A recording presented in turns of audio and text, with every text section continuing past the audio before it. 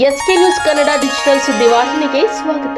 ತಾಲೂಕಿನ ಜನಪ್ರಿಯ ಶಾಸಕರಾದಂತಹ ಶ್ರೀ ಸಮೃದ್ಧಿ ಮಂಜುನಾಥ್ ಅವರೇ, ವೇದಿಕೆಯ ಮೇಲಿರುವ ಎಲ್ಲ ಗಣ್ಯರೇ, ಈಗಾಗಲೇ ರೆಡ್ಡಹಳ್ಳಿ ಹಾಲು ಉತ್ಪಾದಕರ ಸಹಕಾರ ಸಂಘದಲ್ಲಿ ನೂತನ ಬಿಎಂಸಿ ಘಟಕವನ್ನು ಇವತ್ತು ಉದ್ಘಾಟನೆ ಮಾಡಿದ್ದೀವಿ.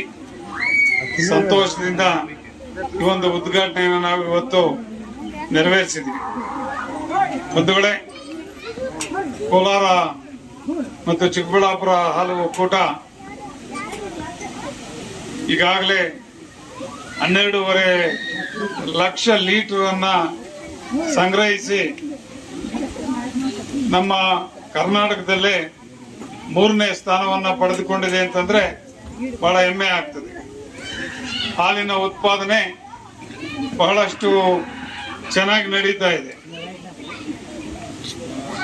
ನಮ್ಮ ಒಂದು ಒಕ್ಕೂಟದಿಂದ ಕೂಡ ಅತಿ ಹೆಚ್ಚಿನ ರೇಟ್ ಅನ್ನು ಕೂಡ ನಾವು ಈಗಾಗಲೇ ಕೊಡ್ತಾ ಇದ್ದೀವಿ. ಆದರೂ ಕೂಡ ಹಾಲಿನ ಸಮೃದ್ಧಿಯಿಂದ ಈಗ ನಾವು ಸ್ವಲ್ಪ ನಷ್ಟ ಹೊಂದ್ತಾ ಇದ್ದೀವಿ. ಈಗಾಗಲೇ ಸುಮಾರು 18 ಕೋಟಿ ನಷ್ಟವನ್ನ ನಮ್ಮ ಹಾಲು ಒಕ್ಕೂಟ ಭರಿಸಿಕೊಂಡಿದೆ. ಮುಂದಿನ ದಿನಗಳಲ್ಲಿ ಕೂಡ ಈ ನಷ್ಟವನ್ನ ಹೋಗಲಾಡಿಸಬೇಕು ಅಂದ್ರೆ ನಾವು ಕೆಲವೊಂದು ಕಠಿಣವಾದಂತಹ ನಿರ್ಧಾರಗಳನ್ನ ಮುಂದೆ ತೆಗೆದುಕೊಳ್ಬೇಕಾಗ್ತದೆ. ಹಾಗೇನೆ ಒಕ್ಕೂಟದಿಂದ ಸುಮಾರು 350 ಕೋಟಿ ಅಭಿವೃದ್ಧಿ ಕಾರ್ಯಗಳನ್ನ ನಾವೀಗಾಗಲೇ ಹಮ್ಮಿಕೊಂಡಿದ್ದೀವಿ.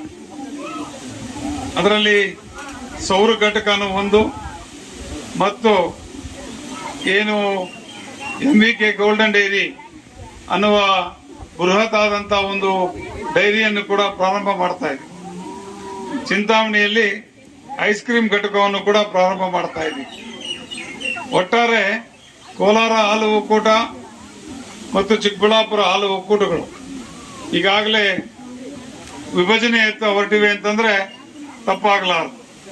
ಚಿಕ್ಕಬಳ್ಳಾಪುರ ಜಿಲ್ಲೆಯವರು ಕೂಡ ನಮಗೆ ನಮ್ಮದೇ ಆದಂತ ಸ್ವಂತ ಚಿಕ್ಕಬಳ್ಳಾಪುರ ಒಕ್ಕೂಟವನ್ನು ಮಾಡಿಕೊಡ್ಬೇಕು ಅಂತೇಳಿ ಈಗಾಗಲೇ ಒತ್ತಾಯ ಮಾಡ್ತಾ ಇದ್ದಾರೆ.